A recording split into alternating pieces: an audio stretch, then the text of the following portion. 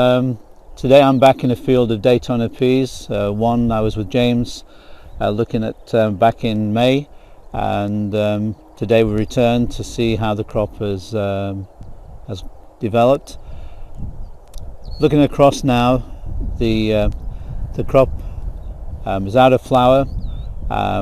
We've got lots of pods which are filling nicely, and the potential of crop looks very good, especially after we've had this recent rain.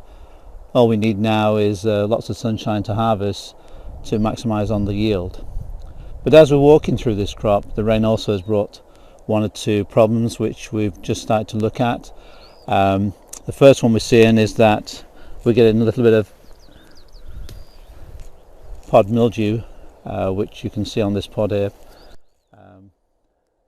We have two types of mildew. We have the primary infection, which we've been protected against using a seed treatment, but after this year we'll not be able to use that anymore. And then later on, when we get conditions like we're just experiencing, this more humid, diseasey conditions, we start to see pod mildew, which again is downy mildew, but it's in the pod. So that's one of the things we're starting to see in the crop. The other one, what we've just picked up on, and if you look just over here to my left, is a patch which is starting to look yellow, and when we look into it, what this is aphid. The rest of the field looks really good, but we seem to have a pocket of aphid in here which is bringing in peonation mosaic virus.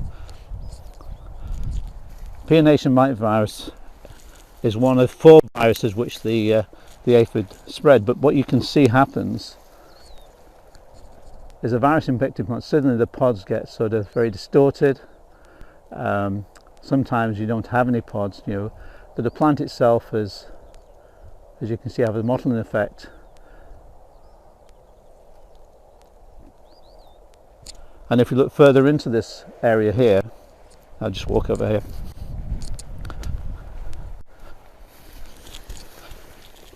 And I shake the crop,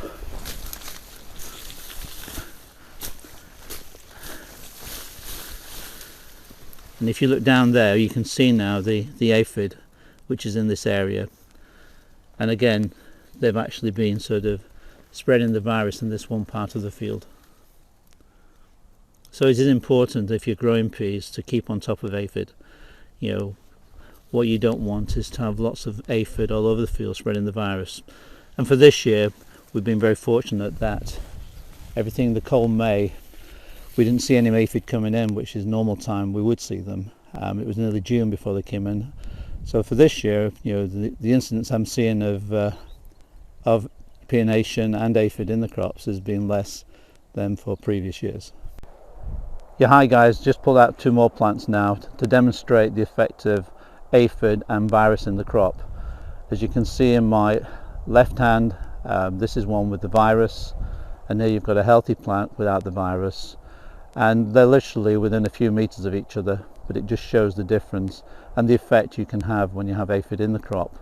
So from May onwards, if you're growing peas in the future, look for aphid, and when populations start to get high, then you need to be on top and control them.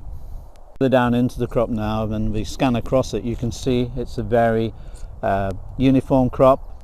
It's got good colour, it's podding well, and if I just pull this plant out here, you can see on this plant the pods we've got there. I mean, one of the key things of once you've got a good established crop of peas is taking care of it. So weed control, and then later on things like trace elements. Certainly for peas, manganese is very, very important, especially if you're on high pH soils. Possibly 1 or 2 applications of manganese during the growing period, and then once you go into flowering period, it is essential that you have manganese there to prevent marsh spot, an internal browning of the seed. And if it's used for things like canning, then you'll find that can be a rejection if it's at high levels. So to me, manganese, not very expensive, but it's something which I would say needs to be applied to a crop, especially on the high pH soils. The other thing, looking at this crop, a fungicide program during the flowering period, and the other one to make sure is to look and control pests such as the pea aphid. I've just explained to you about the viruses they bring in, but also to control pea moth. Again, if you're using pheromone traps to monitor pea moth, you'll get the timing right, but again, the control of pea moth is essential, because on some contracts you may find that there's a rejection of, let's say, 3% eaten or 2% eaten, and that would result in a rejection of your crop again. So important thing to remember: weed control, controlled pea aphid, pea moth, and then a fungicide to control against botrytis and other sort of flowering diseases. Okay, just pulled out some plants here you may be interested to have a look at. Again, this is showing downy mildew. Now, the crop was treated with a seed treatment, so we haven't had sort of the primary infection, but again we're getting a secondary infection of downy mildew coming in, and here you can see the purple velvety fungi on the plant. And again, when this comes into the crop, you can see you get sort of pods, smaller, shriveled, but I'm pleased to say there's not much of that in this crop. Just one or two plants I thought I would pull out just to demonstrate and to show with everyone what it looks like when you're walking your own crops.